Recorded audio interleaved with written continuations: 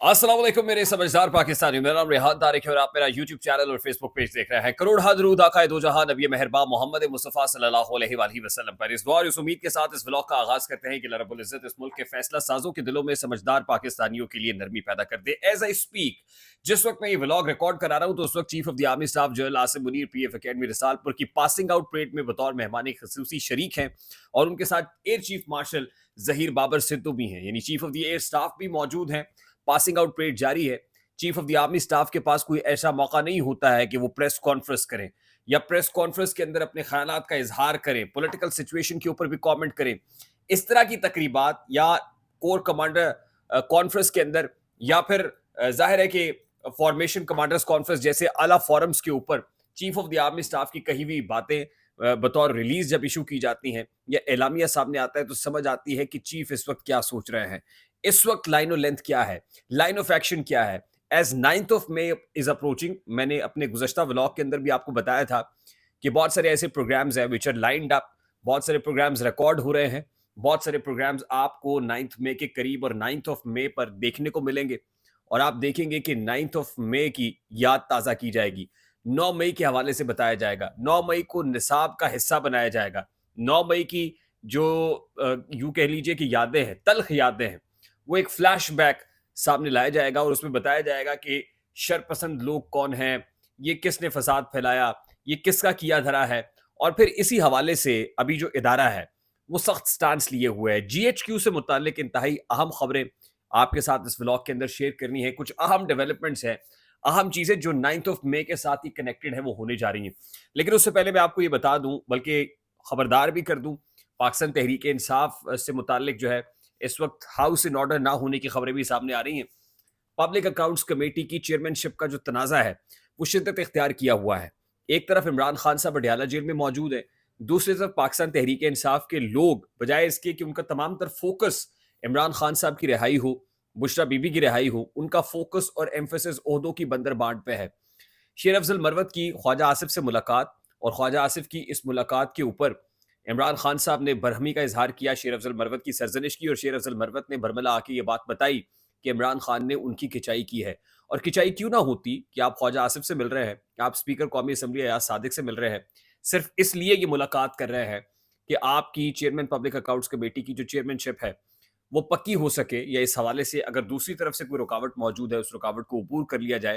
यानी आपका जो प्राइमरी फोकस है, ये एम्फेसिस है, वो सिर्फ आपकी सीट पक्की करना है, बरात लेना है।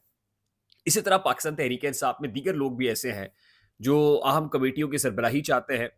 वो खैबर पख्तूनख्वा के अंदर वजारतों की बंदर बांट किए बैठे हैं, वहां पर अपने मामलात सीधे कर रहे हैं, लेकिन प्राइमरी फोकस इमरान खान की रिहाई नहीं है, प्राइमरी फोकस बुशरा बीबी का मामला नहीं है। As far as Bushra Bibi is concern, तो उनकी बनी गाला से अडियाला जेल मुंतकली की दरखास्त पर समात इस वक्त जारी है। वहां पर उस्मान रियाज गिल जो बुशरा बीबी के वकील हैं, वो दलाइल दे चुके हैं।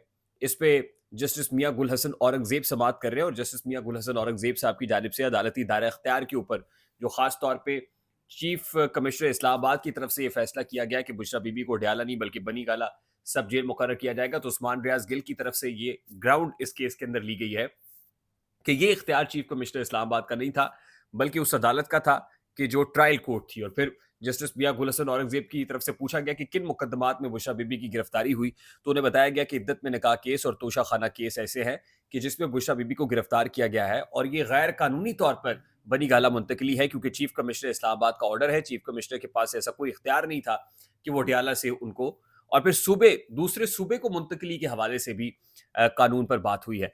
अब उस्मान रियाज गिल अपने दलाइल मुकम्मल कर चुके हैं। अब इसके ऊपर जो स्टेट काउंसिल है उनके दलाइल का आगाज हो चुका है और कभी इम्कानात ये है कि आज ही इस केस पे कोई ना कोई हतमी फैसला भी सामने आ जाएगा।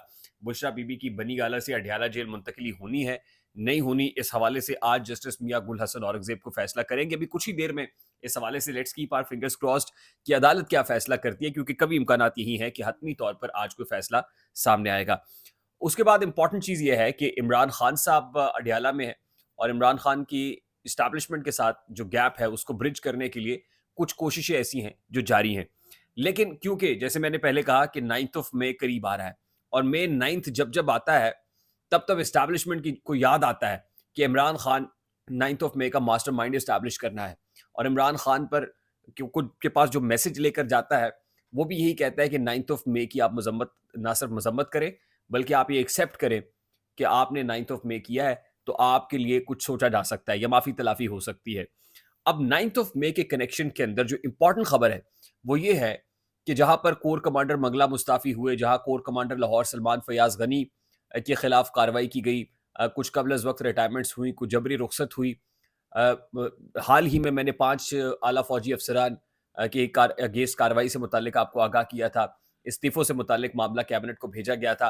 अब मज़ीद 2 आला फ़ौजी अफ़सरान को सुबुकदोश करने का, उनके ओहदों से अलहदा करने का फ़ैसला हो चुका है। जीएचक्यू के अंदर जो भल सफाई का अमल है, उसके अंदर ताज़ा तरीन अपडेट या डेवलपमेंट ये है कि मज़ीद 2 ऐसे फ़ौजी अफ़सरान हैं, जिनको पॉइंट आउट किया गया है और उनका जो कनेक्शन है, वो 9th ऑफ मई के साथ एस्टैब्लिश करके उनको फ़ारिग किया जा रहा है। ये मैं सोर्सेज़ से खबर आपके सामने रख रहा हूँ।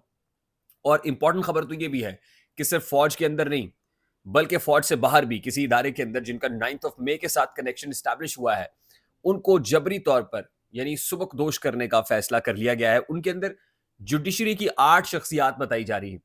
यानी अदालत से ताल्लुक़ रखने वाली 8 शख्सियात ऐसी हैं, जजेस ऐसे हैं, वो डिस्ट्रिक्ट जुडिशरी के हों, आला अदालत के हों, उनको सुबकदोश करने का फ़ैसला हुआ है। यानी कुल मिला के इस वक़्त की खबर ये है कि 2 आला फ़ौजी अफ़सरान हैं, जबकि 8 अहम अदालती शख्सियात हैं, जिनको 9th ऑफ मई के कनेक्शन में ये मामला एस्टैब्लिश होने पर सुबकदोश करने का फ़ैसला कर लिया गया है, ओहदों से अलहदा करने का फ़ैसला कर लिया गया है। ये एक बहुत बड़ी खबर है, बहुत बड़ी डेवलपमेंट है, जो आने वाले चंद दिनों के अंदर ही आपको एग्ज़ीक्यूट होती हुई दिखाई देगी। और ज़ाहिर है ये इसलिए भी जो है वो ज़रूरी है और इस खबर की तस्दीक और तौसीक इस बात से भी हो जाती है कि ये अमल जारी है, एक मशीन लगी हुई है, जो मामलात को फ़िल्टर कर रही है।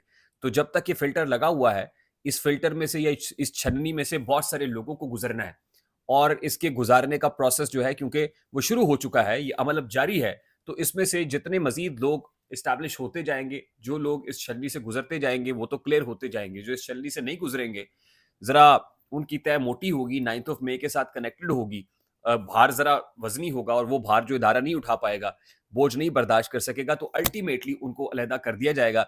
इस सिलसिले की एक अहम कड़ी है, जो मैं आपके साथ शेयर कर रहा हूँ और आज का दिन ख़ासा क्रूशियल होगा क्योंकि कुछ अदालत से आने वाली खबरें हैं, कुछ ऐसी हैं जो जीएचक्यू से आने वाली खबरें हैं, कुछ ऐसे फैसले हैं जो लिख रखे गए हैं, उनके एग्ज़ीक्यूट होने का वक़्त भी हुआ चाहता है और ये मामला जो खैर ख़ाह ग्रुप है, जिसके अंदर कुछ रिटायर्ड जर्नैल शामिल हैं और कुछ साबिक वज़रा शामिल हैं, उनको भी बता दिया गया है कि ये हमारी रेड लाइन है, इससे आगे पीछे कोई बात नहीं होगी। बाकी जो आप मामलात कर रहे हैं, टीओआरज़ और ये सब चीज़ें हैं, ये आप जानें, आपका काम जानें, लेकिन हम इसके ऊपर कोई कॉम्प्रोमाइज़ नहीं करेंगे। आई होप मेरी बात आप तक पहुँची होगी, अगर पहुँच जाए तो वीडियो को लाइक और शेयर करना मत भूलिएगा। चैनल पे नए तो चैनल को सब्सक्राइब कर लीजिएगा, बेल आइकन ज़रूर दबाइएगा। मुझे रेहान तारिक को इजाज़त दीजिए, अपना बहुत सारा ख्याल रखिएगा। अस्सलाम वालेकुम।